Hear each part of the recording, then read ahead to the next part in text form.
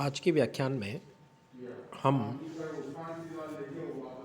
जहांगीर, शाहजहां और औरंगजेब के शासनकाल में चित्रकला को किस प्रकार से प्रोत्साहन दिया गया उसका अध्ययन करेंगे।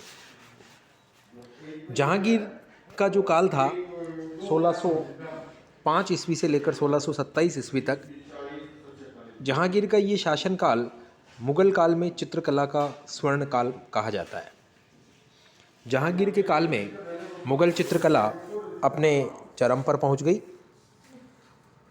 जहांगीर के समय में आका रिजा को आगरा की चित्रशाला का प्रधान बनाया गया। आपको पता होगा कि अकबर के समय में मकतूब खां को आगरा की चित्रशाला का प्रधान बनाया गया था और जहांगीर ने हेरात के चित्रकार आका रिजा को आगरा की चित्रशाला का प्रधान बनाया और चित्रशाला की नए सिरे से स्थापना आगरा में करवाई गई। जहांगीर के काल में छवि चित्र बनाना शुरू हुआ, जिसको हम पोर्ट्रेट पेंटिंग्स कहते हैं। इसके अलावा प्राकृतिक दृश्यों के चित्र बनाए जाने लगे, पशु पक्षियों के चित्र बनाए जाने लगे, व्यक्तियों के जीवन से संबंधित चित्र बनाने की परंपरा की शुरुआत भी जहांगीर के शासनकाल में आरंभ हुई। अब जहांगीर के काल के प्रमुख चित्रकारों में देखें तो एक तो आका रिजा हमने पढ़ लिया, जो आगरा की चित्रशाला का प्रधान था। इसके अलावा फारूक बेग, गोवर्धन, बिशनदास, उस्ताद मंसूर, अबुल हसन, दौलत, मनोहर, मोहम्मद नादिर, मोहम्मद मुराद, माधव और तुलसी, ये जहांगीर के काल के कुछ प्रसिद्ध चित्रकार थे। इनमें से अबुल हसन और मंसूर ये बहुत ज़्यादा प्रसिद्ध थे। उस्ताद मंसूर जो थे वो पक्षियों व फूलों के चित्र बनाने में बहुत विशेषज्ञ था और अबुल हसन जो था दूसरा प्रसिद्ध चित्रकार, वो व्यक्ति चित्र बनाने में विशेषज्ञ था। तो यहाँ पर दोनों के नाम आप विशेष रूप से याद रखेंगे, अबुल हसन और उस्ताद मंसूर। ये जहांगीर के काल के दो सर्वश्रेष्ठ प्रसिद्ध चित्रकार थे। जहां अबुल हसन व्यक्ति चित्र बनाने में माहिर था, वहीं मंसूर पशु पक्षियों के चित्र और फूलों के चित्र बनाने में विशेषज्ञ था। जहांगीर ने अपने इन दोनों चित्रकारों को कुछ विशिष्ट उपाधियां दी।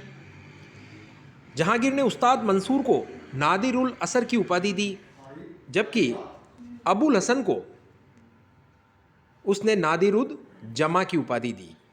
ये बड़ा इंपॉर्टेंट है।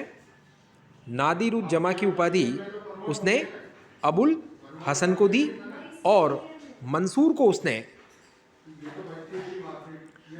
नादिरुल असर की उपाधि दी। तो अबुल हसन को नादिरुल जमा और मंसूर को नादिरुल असर की उपाधि जहांगीर के द्वारा दी गई।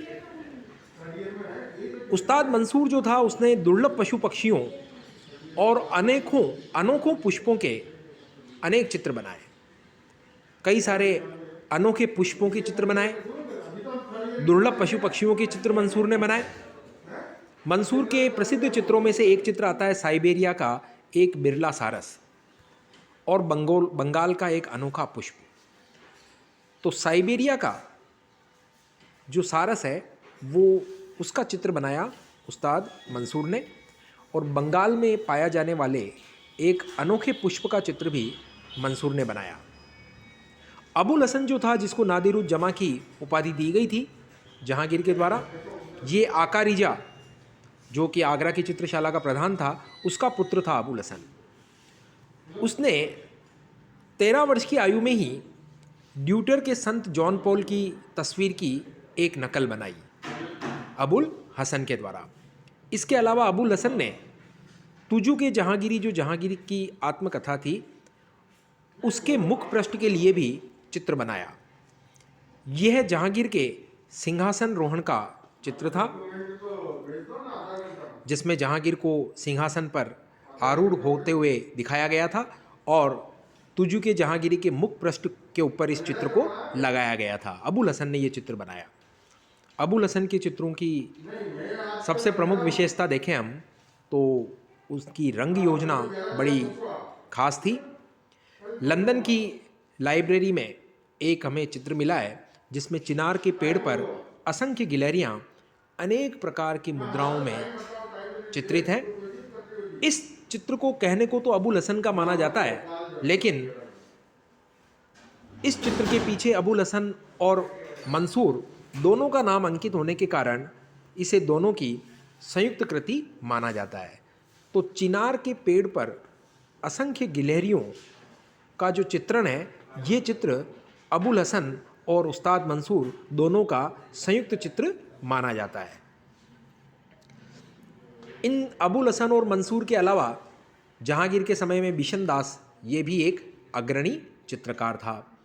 बिशन दास भी अबुल हसन की तरह छवि चित्र बनाने में विशेषज्ञ था और मनुष्यों की आकृति का अंकन जहांगीर के काल में चरम पर पहुंच गया था। मनुष्यों के चित्र बहुत अच्छे बनाता था बिशन दास। जहांगीर ने बिशन दास को अपने दूत खान आलम के साथ फारस के शाह के दरबार में शाह व उसके परिवार का चित्र बनाकर लाने के लिए भेजा।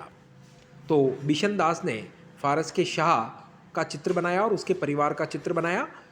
ये बिशन दास फारस खान आलम के साथ गया था। बिशन दास के अलावा मनोहर, जिसका नाम यद्यपि तुजू के जहांगीरी में हमें मिलता नहीं है, लेकिन मनोहर भी जहांगीर के काल का चित्रकार था और अकबर के चित्रकार बसावन का पुत्र था। मनोहर भी कहते हैं कि छवि चित्र बनाने में ये भी विशेषज्ञ था बिशन दास की तरह। मनोहर ने, जिसका नाम तुजू की जहांगीरी में हमें मिलता नहीं है, मनोहर ने अनेक शहजादों के, अमीरों के और विदेशी राजदूतों के सामूहिक छवि चित्र बनाए थे। फिर जहांगीर के समय के एक और चित्रकार की बात करें हम, फारूक बेग। फारूक बेग ये यद्यपि अकबर के समय में मुग़ल चित्रशाला में आ चुका था, लेकिन जहांगीर के समय में इस फारूक बेग ने बीजापुर के सुल्तान आदिल शाह का चित्र बनाया था। तो ये फारूक बेग के द्वारा बनाया गया एक प्रसिद्ध चित्र है, बीजापुर के सुल्तान आदिल शाह का चित्र। बसावन जो कि अकबर के समय में आ चुका था, उसका पुत्र था मनोहर। ये आप याद रखेंगे, जिसका नाम हमें तुजू के जहांगीरी में नहीं मिलता है। छवि चित्र विशेषज्ञ था, अनेक शहजादों, अमीरों और विदेशी राजदूतों के छवि चित्र मनोहर ने बनाए थे और फारूक बेग ने बीजापुर के सुल्तान आदिल शाह का चित्र बनाया था। फारूक बेग का शिष्य था दौलत। उसने जहांगीर के कहने पर अबुल हसन, गोवर्धन और बिशन दास, इन तीन साथी चित्रकारों के चित्र बनाए। ये दौलत ने बनाए। अबुल हसन, गोवर्धन और बिशन दास, इन तीन चित्रकारों के चित्र दौलत ने बनाए, जो कि फारूक बेग का शिष्य था। जहांगीर कहता है तुजू के जहांगीरी में कि चित्रकला में मेरी रुचि इस सीमा तक पहुंच गई है कि यदि मेरे सम्मुख किसी मृत अथवा जीवित चित्रकार की कलाकृति प्रस्तुत की जाती है और मुझे उस चित्रकार का नाम नहीं बताया जाता है, तब भी मैं तुरंत बता देता हूं कि अमुक व्यक्ति के द्वारा ये चित्र बनाया गया है। और यदि एक ही चित्र को अलग अलग चित्रकारों ने मिलकर सामूहिक रूप से भी बनाया है, संयुक्त रूप से भी बनाया है, तो भी मैं उस चित्र को देख करके बता सकता हूं कि चित्र का अमुक हिस्सा कौन से चित्रकार ने बनाया है। तो ऐसा दावा जहांगीर करता है। इसका मतलब जहांगीर को प्रत्येक अपने दरबारी चित्रकारों की, प्रत्येक चित्रकार की कला का पूरा ज्ञान था और वो जानता था कि कौन सा चित्रकार जो है उसने कौन सा चित्र बनाया है, किस प्रकार से उसका हाथ चलता है। तो ये जहांगीर की चित्रकला में अभिरुचि चरम पर थी। इसकी पुष्टि हमें स्वयं जहांगीर के द्वारा तुजू के जहांगीरी में लिखी इस वक्तव्य से मिलती है।